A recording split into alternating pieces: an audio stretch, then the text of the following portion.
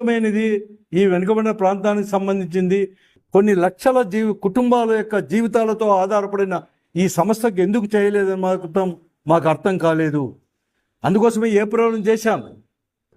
వెంటనే కూడా దీన్ని పునరుద్ధరించడానికి చంద్రబాబు నాయుడు గారు కూడా ఇనిషియేటివ్ తీసుకొని స్వయంగా పోయి ప్రధానమంత్రి గారితోనూ దేశ హోమ్ మినిస్టర్ గారితో అమిత్ షాతో కూడా మాట్లాడి వెంటనే తీసుకొని రావాలని చెప్పేసి, లేకుంటే ప్రజా ఉద్యమం అనేది కూడా ఇప్పటికే కూడా మొన్ననే చూశారు మీరు.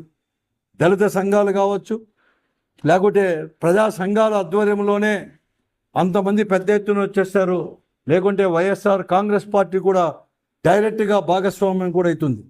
ఎందుకంటే మేము కూడా జూలైలో అనుకున్నాను, జూలై 4వ తేదీ, దానికంటే ముందు జూన్లోనే వైఎస్ఆర్ కాంగ్రెస్ పార్టీ ఆధ్వర్యంలో కళ్యాణదుర్గ నియోజకవర్గంలో రంగయ్య గారి యొక్క నాయకత్వంలో కూడా ఒక బైక్ ర్యాలీ తీసుకున్నాం ప్రభుత్వ దృష్టికి తీసుకొని పోయేకి.